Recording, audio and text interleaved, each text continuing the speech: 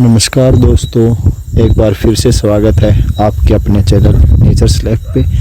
फसलों में कीट पतंगों का प्रकोप बहुत ज़्यादा बढ़ गया है, तो उसको काउंटर करने के लिए आज हम जैविक कीटनाशक बनाएंगे। दोस्तों, सबसे पहले हमने ली करीबन 2 किलो के करीब नीम की हरी पत्तियाँ और उनको छोटे छोटे हिस्सों में तोड़ लिया है।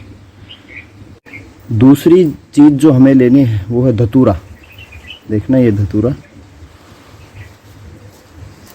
करीबन 3 से 4 पौधे आपको धतूरे के लेने हैं।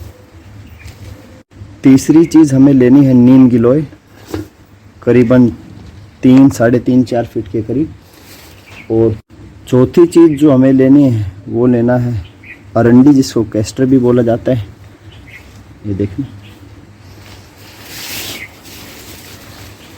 मैंने इतने पौधे, करीबन 10 से 15 छोटे पौधे मैंने अरंडी के ले लिए।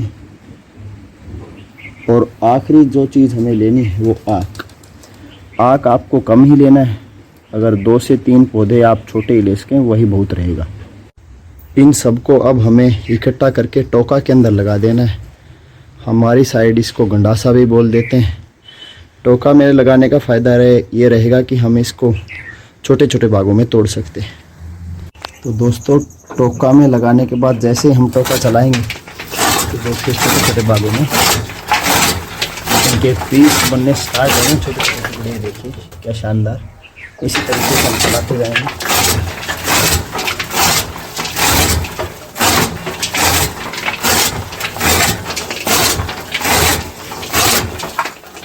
देखिए किस तरीके के पीस हमारे बन गए।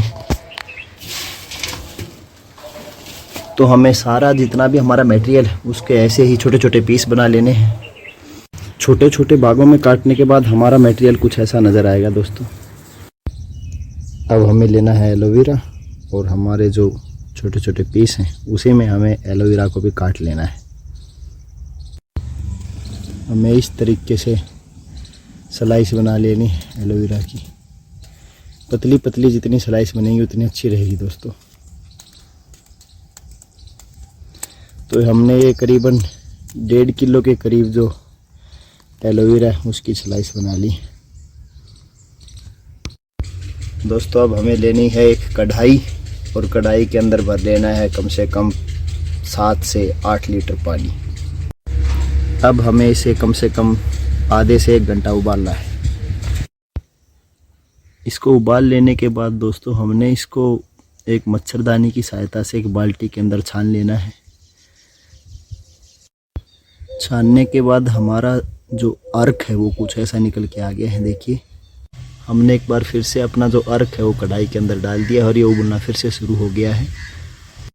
उबलने के बाद हमने इसके अंदर 1.5 लीटर के करीब सरसों का तेल मिला दिया है, और अब देखिए अच्छे से उबल रहा है। सरसों का तेल इसमें मदद करेगा इसको और भी पावरफुल बनाने के लिए। 1-1.5 घंटा उबालने के बाद अब ठंडा होने के लिए रख दिया था। काफ़ी हद तक ठंडा हो चुका है। अब हम इसको एक कपड़े से छानेंगे। तो दोस्तों, अब हम इसको छानेंगे। देखिए, सूती कपड़ा है।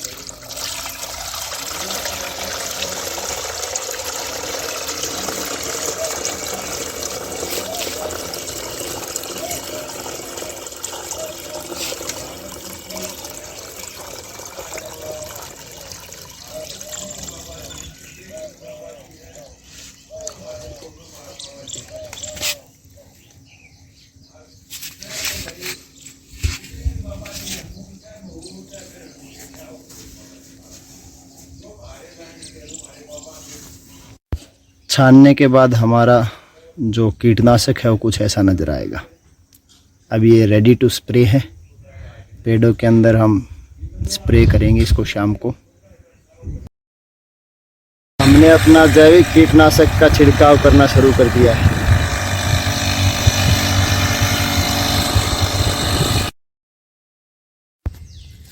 हमारे जैविक कीटनाशक ने अपना कमाल दिखा दिया है। देखना, हमने कल शाम को स्प्रे करवाई थी और आज सुबह जब देखा तो देखिए जो लार्वा है वो बिल्कुल मर चुका है।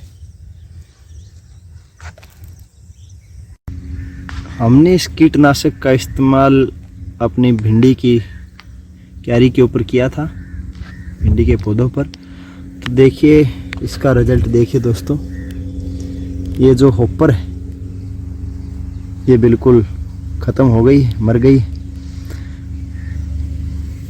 और हाथों हाथ ही रिजल्ट है। हमने इसका आज फिर से रिपीटेशन भी किया है। देखिए कुछ जो इंसेक्ट के एग्स हैं वो भी बिल्कुल सड़ गए हैं।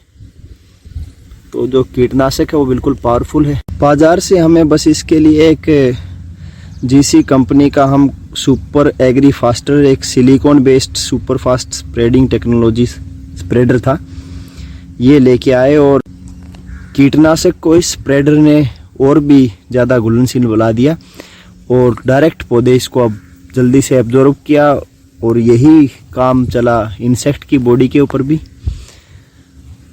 तो कैसा लगा दोस्तों हमारा कीटनाशक आपको? आप यूज़ करके देखिए और फिर रिजल्ट हमारे साथ शेयर कीजिए।